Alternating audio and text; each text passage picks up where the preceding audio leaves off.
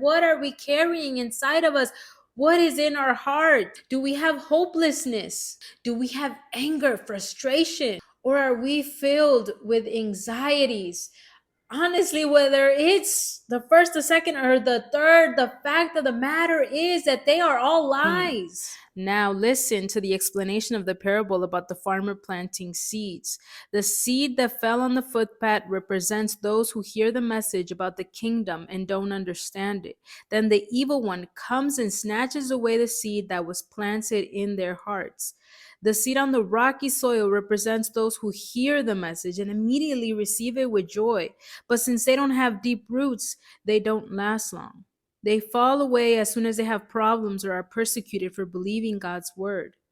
The seed that fell among the thorns represents those who hear God's word, but all too quickly the message is crowded out by worries of this life and the lure of wealth, so no fruit is produced. The seed that fell on good soil represents those who truly hear and understand God's word and produce a harvest of 30, 60, or even 100 times as much as had been planted. So seeds are being planted all day long, every day, at every moment, at every single moment, seeds are being planted. These seeds represent God's word. These seeds represent the truth, the true way that we should be living, the true way that we should be seeing things. And I like to think of it this way, that these seeds, I mean, they're like opportunities to see the truth, to know the truth. It's not just when someone preaches the gospel to you, when someone tells you the good news. It's not just when someone shares God's words with you. It's not just when someone shares a Bible verse with you. Literally, we can see God's truth just upon waking up. I mean, the fact that we woke up, the fact that we're breathing, that God is sending a breath at every moment, that we have light, that there is goodness all around us. There is evil as well, but there is also so much goodness. So, with every moment that passes by, there is an opportunity to see God's truth. So, a seed is being planted. But as Jesus said in this parable, not everyone understands it, not everyone receives it, not every seed produces a harvest. So what I'm saying here is that we need to look to ourselves. We need to see, what are we carrying inside of us? What's inside of us? What's inside of our heart? What's inside of our mind? Like, what are we literally carrying within us that is not willing to receive this seed, God's word, God's truth? Like, what is it? What is inside of me that prevents this seed from taking root?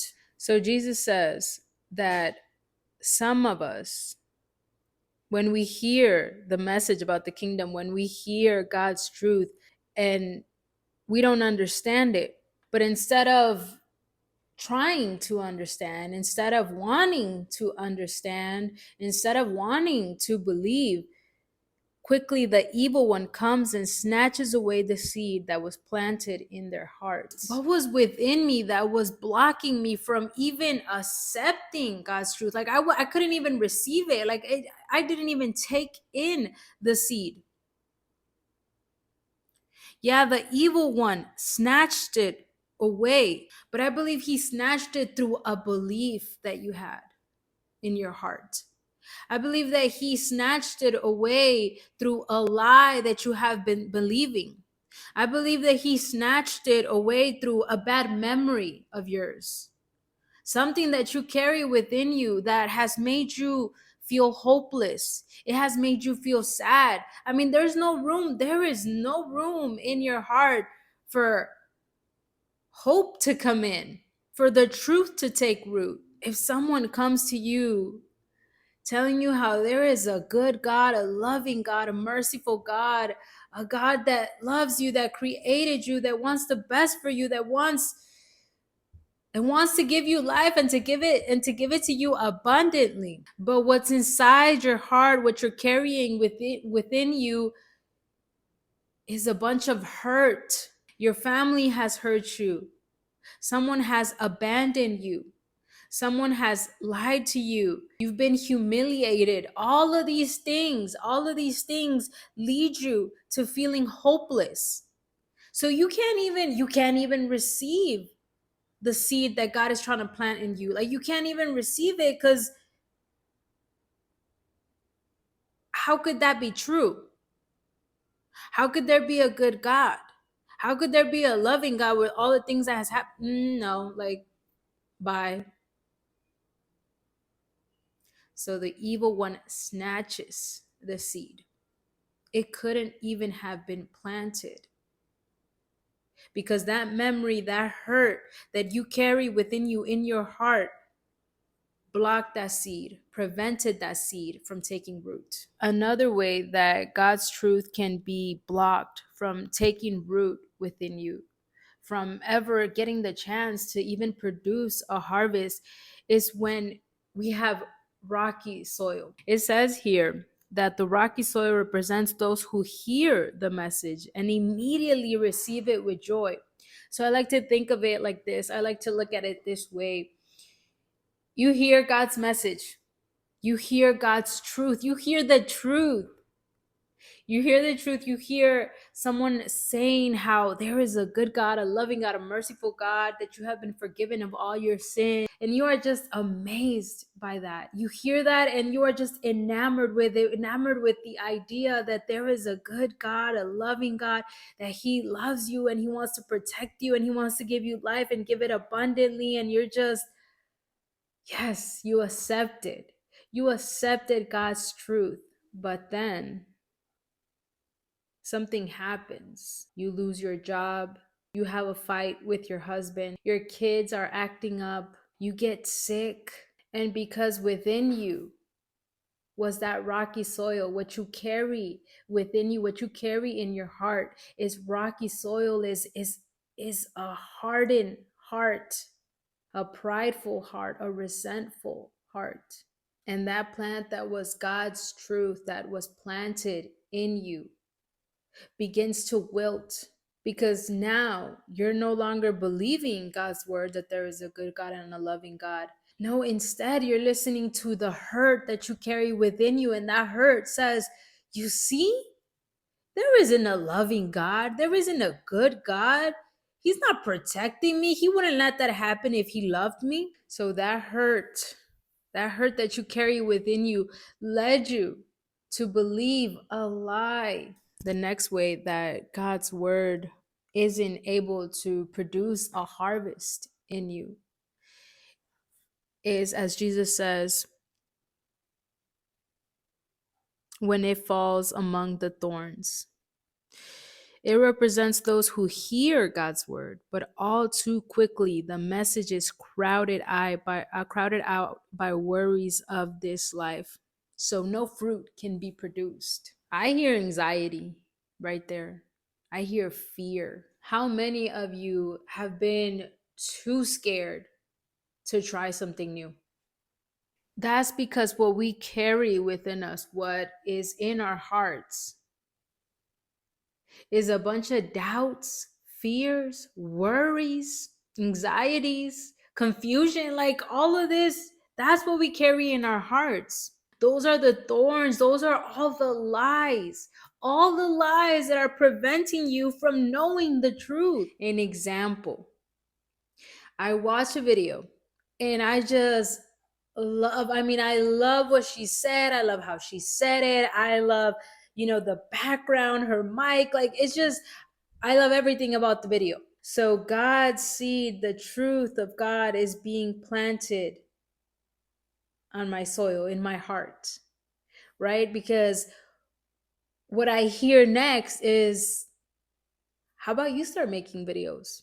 And if our heart has thorns, if it has lies, then what's going to be produced is not good fruit. The harvest is going to look like, I can't do it. I don't have the equipment for it. I don't have the time for it. I'm not qualified enough to do it. I need to be more prepared. I need to do this and I need to do that before I even think about making a video. What are other people going to say? What is my mom going to say? What are my friends going to say? Like, oh, no, I can't do it.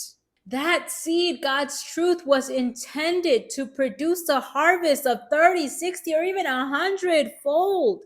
But the fear that you carried within your heart crowded out God's truth, crowded out God's seed. It couldn't even take root, much less produce. It couldn't take root. It couldn't produce. And again, it's not because of the seed. It's because of the environment. It's because of the soil. It's because of our hearts. What are we carrying inside of us? What is in our hearts? Do we have hopelessness? Do we have anger, frustration? Or are we filled with anxieties? Honestly, whether it's the first, the second, or the third, the fact of the matter is that they are all lies. If you feel hopelessness, that is a lie, because there is hope. Hope exists because my God exists, because my God is real, because my God is a living God, the one true living God. So hope exists. If you have anger in your heart, if you have frustration in your heart, if you have hurt in your heart, if that is what you're carrying within you, that is a lie. That's pridefulness. That's you thinking that you know everything when you don't. If you have fear in your heart, if you are carrying worries in your heart, anxieties, everywhere, just scared of every single little thing, those are all lies. God's word is the truth. So again, I'll say that these seeds, God's truth, are being planted all day long at every moment. Check the soil of your heart. Check the grounds of your heart. Notice the lies that you have within you. Notice the beliefs that you carry and turn away from them. Look to the truth. Let God's seeds, God's word take root in your heart so that it can produce a harvest of 30, 60, or even 100 times more than it has been planted. Thank you so much for watching. I hope that you guys are doing good, that you guys have strength, that you guys have joy, that you guys have peace. And if you don't have any of those things, that you go to the one who gives and gives abundantly. Thank you so much for being here with me. Until next time.